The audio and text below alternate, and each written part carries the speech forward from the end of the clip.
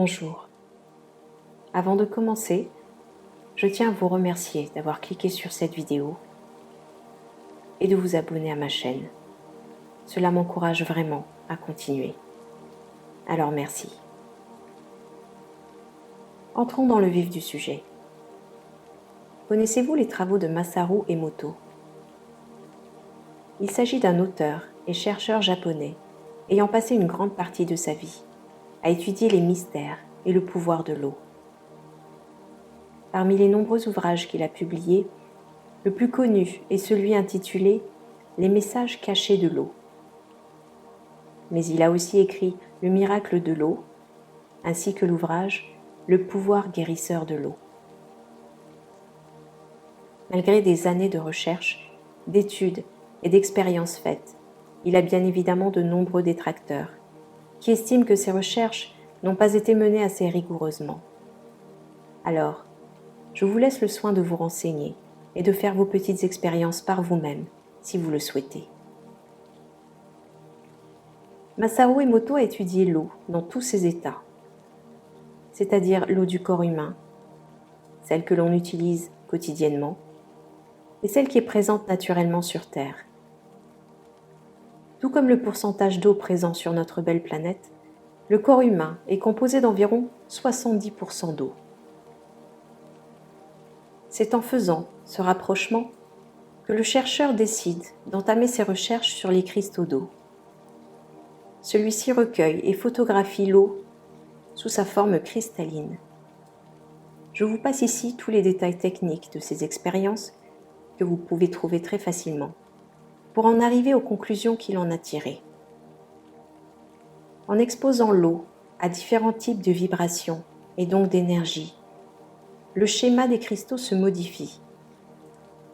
Dans son ouvrage « Le miracle de l'eau », Masaru Emoto tente de nous éveiller, non seulement au pouvoir de l'eau, mais à celui de l'intention et à celui des mots. Il photographie et publie des cristaux d'eau soumis à des vibrations positives, comme des mots doux et positifs, de la musique classique, ainsi que des mots et des vibrations à tendance négative et à de la musique plus brutale et désordonnée.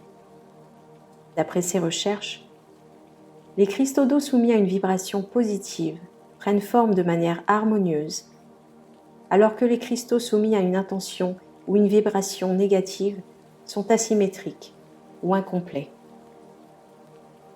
Il obtient donc, d'après ses recherches, la preuve que l'eau a une mémoire. Sa structure est influencée non seulement par le son et les vibrations, mais également par nos pensées, nos intentions et les mots que l'on prononce. Pour aller plus loin dans ses recherches, M. Emoto s'est demandé s'il était possible de modifier radicalement la structure des cristaux d'eau. En 1997, il mène une nouvelle expérience en choisissant une eau de robinet au Japon et en demandant à 500 personnes de penser positivement à cette eau. On leur a demandé de penser « Cette eau est à présent purifiée. Merci ». Après cette purification par la pensée, la photographie a montré un très beau cristal.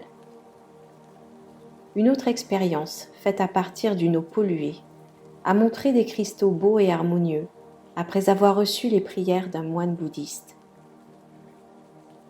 Par analogie, de nombreuses personnes ont fait également le même type d'expérience avec des bocaux renfermant du riz cuit.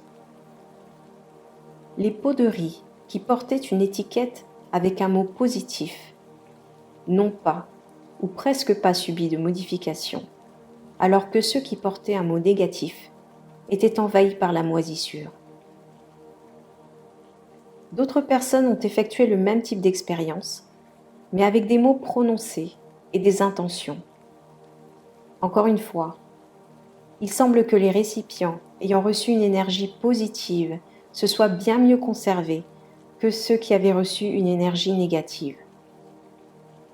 On peut reprendre le même principe avec l'expérience des plantes, qui a été pratiquée maintes fois par différents individus de par le monde.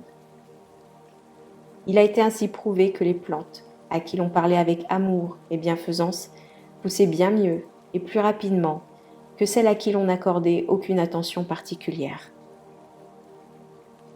Et en ce qui concerne les êtres humains, a-t-on vraiment besoin de préciser ou de rappeler qu'un individu s'épanouit bien mieux s'il grandit dans un environnement où il est aimé, à qui l'on s'adresse avec amour et attention, plutôt que dans un environnement chaotique, violent ou dans l'indifférence totale?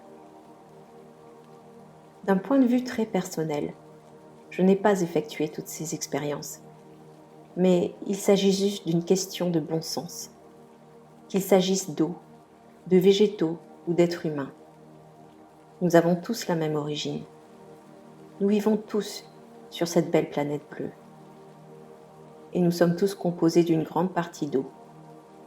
Il est donc naturel pour moi de penser que nos corps physiques puissent réagir de la même manière en fonction de l'environnement dans lequel nous évoluons. Car nous sommes tous liés. Minéraux, végétaux, animaux et humains. Si ce sujet vous intéresse particulièrement, d'autres personnalités se sont intéressées à ces phénomènes autour de l'eau. Du côté occidental, le médecin et immunologiste Jacques Benveniste est à l'origine de la théorie sur la mémoire de l'eau. Et ce dernier fera l'objet d'une importante controverse. Son ouvrage « Ma vérité sur la mémoire de l'eau » est publié en 2005, une année après son décès. Une autre personnalité a soutenu cette thèse. Le professeur Luc Montagnier, biologiste et co-découvreur du virus du sida, a soutenu ses recherches portant sur la mémoire de l'eau. Vous pouvez d'ailleurs trouver très facilement le film documentaire intitulé « La mémoire de l'eau ». Vous pouvez également trouver une grande quantité de documents portant sur des sujets tels que la technique du verre d'eau.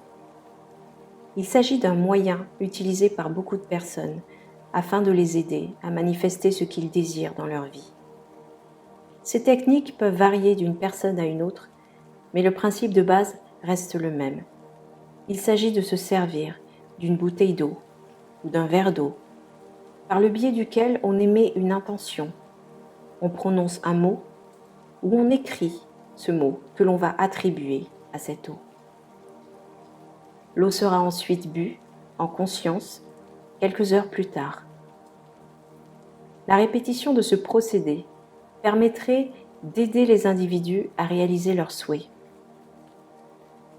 Rappelez-vous cependant qu'en plus d'avoir une intention et des pensées positives par rapport à l'objet de votre désir, il est important de passer à l'action.